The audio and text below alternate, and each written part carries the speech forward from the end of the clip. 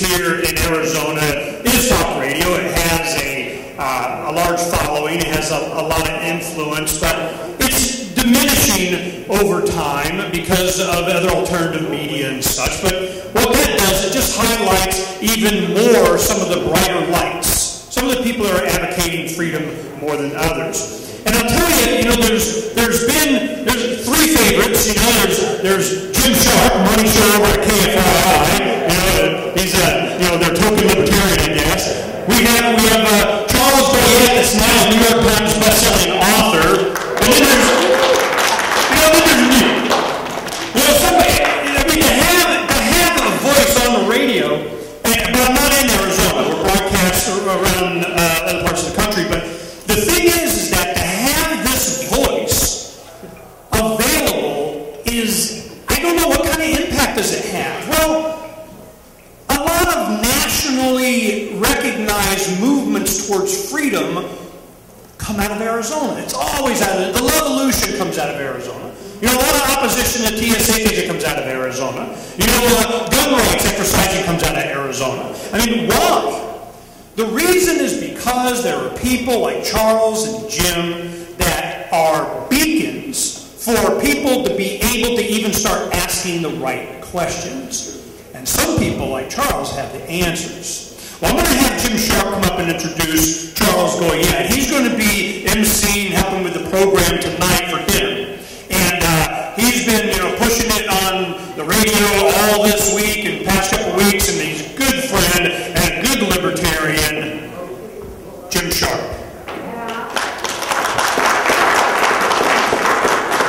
We want to talk about a conflict of interest. Somebody was talking about Judge Buttrick before.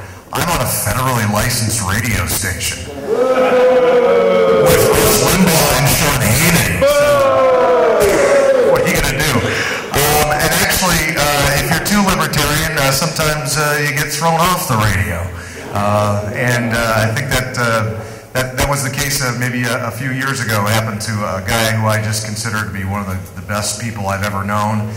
He picked up the phone and he called me a number of years ago when we found out we're going to be on the same radio station. He goes, "Can you believe it? There's going to be two libertarians on one radio station." I think that lasted all of about 6 months.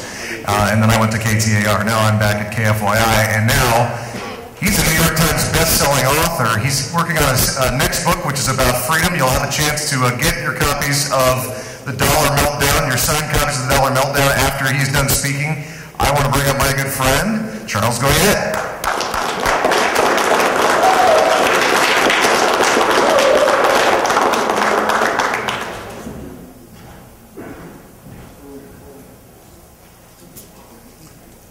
Ernie was my producer for so long, I called him my imperial producer. And they couldn't get a raise. So I have to take off my watch when he gives me my drop dead time. That's a real drop dead time. That's why he was the imperial producer. Good afternoon, ladies and gentlemen. What a great job Mark and Ernie and Donna and so on do, bringing these wonderful speakers to our community, giving us a chance to have a weekend like this, to hear important ideas, outlooks, and to be entertained as well. And then there's still more to come. If you haven't heard my good friend Scott Horton from Anti-War Radio at antiwar.com, you won't want to miss him. That's tomorrow. Jim Sharp will do a wonderful job with the dinner tonight. Larry Reed, Dr. Lawrence Reed, Larry Reed, the dinner speaker tonight, somebody I actually brought to town back in the 1980s to speak. And I went, oh my gosh, this guy's a treasure. He'll be back here soon. Well, a few years later, but he's back. Anyway, it's wonderful to have this opportunity to be here. And the best part of it, of course, is that for those of us who live in Arizona, we get to come here and get all this entertainment and insight and so on without even being groped by the TSA. So, but I have, it's not quite a market solution. I have kind of my own solution for the TSA. Now when I fly, I just wear this button that says, TSA employees are grossly underpaid. And they just wave me through. So a tip for every terrorist out there. I should like to talk about where we are in the dollar meltdown in the economy today. But to do so, if you do not mind, I would like to start by telling you a story.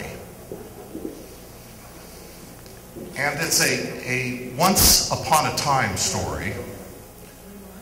in a time not unlike our own time, in a place probably close at hand to where we are now, there lived a very rich and powerful magician who owned a great number of sheep.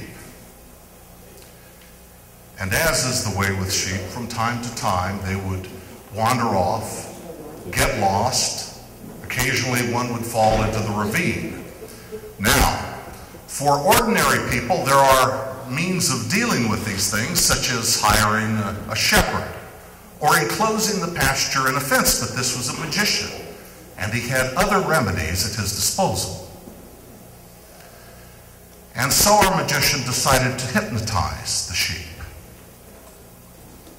And he told them, first of all, that he was a very kind and loving master, that their welfare was his number one concern. Indeed, he lived for the well-being of his sheep. And then, under his hypnotic influence, he also planted the suggestion that in any event, being skinned is not so bad. In fact, it's actually quite pleasant. And he further suggested to them under a state of hypnosis that if anything were to befall them, it would not be today. Indeed, it would not be any time soon, and so there's nothing to worry about for the time being.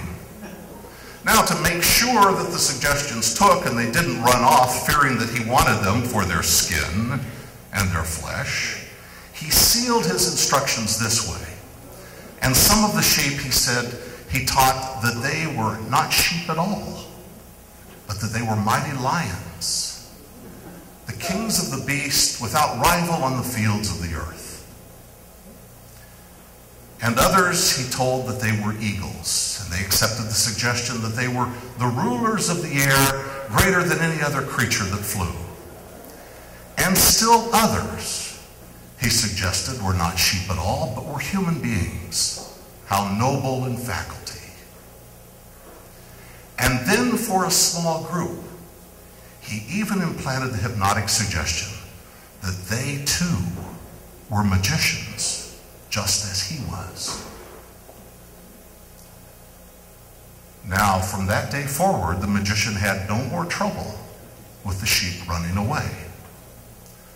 But they remained together, flocked together, huddled together, awaiting the time that they would serve his comfort with their skins and his table with their flesh.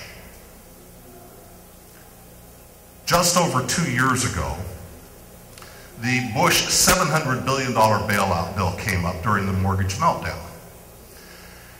And the American people had the idea that this was one of the most brazen wealth transfer schemes in the history of America. One congressman, I believe from New Jersey, said that his calls about the $700 billion Bush bill were running 50-50. 50% no, and 50% hell no. And so, as you can imagine, the fleecing of the people proceeded apace, and the bill passed. And it was followed, of course, immediately with the Obama $786 billion stimulus bill.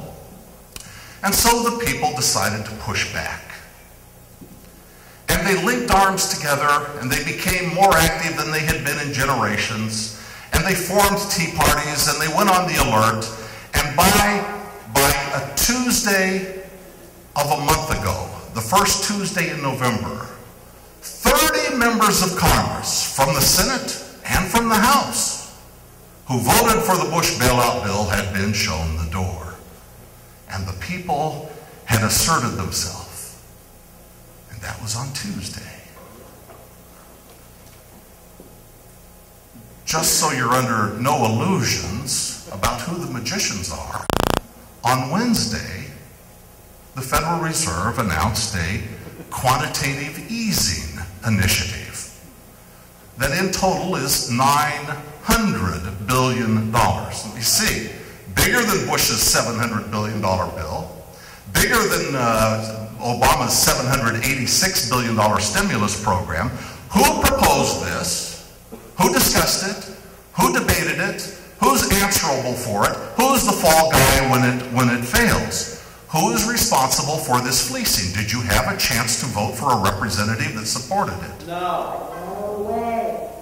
This was transparently another wealth transfer done. It was like a poke in the eye with a sharp stick to the American people who had had a belly full of wealth transfers.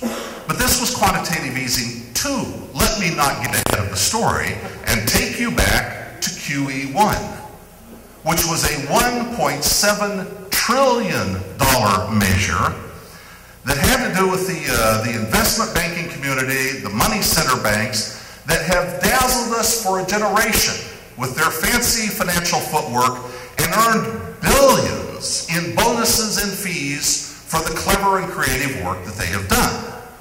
Now, during that period, of course, as they have been profitable, I assure you that you have not gotten your taxpayer dividend check in the mail from them. But when things went awry, they decided that while they had been keeping the profits all those years, they would pass the old maid of loss on to you. And so they did. $1.7 million of mystery meat, of securities that nobody wanted, nobody would touch, and frankly, nobody knew what was in them, got transferred onto the balance sheet of the Federal Reserve from the private banking and money center institutions, right under our nose. And the monetary base of the United States exploded. What does that mean to you? We'll get there eventually. Now,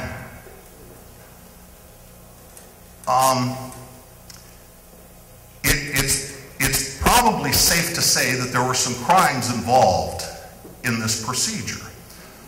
All I know is that shortly after those securities, that toxic paper, that trash paper was transferred onto the balance sheet of the Fed, and it will only ever be paid or assimilated into the monetary system by the destruction of the purchasing power of the dollar. Shortly after all those transfers were made, the Secretary of the Treasury and the Chairman of the Federal Reserve went to Congress and they testified that all of those securities were investment-grade securities.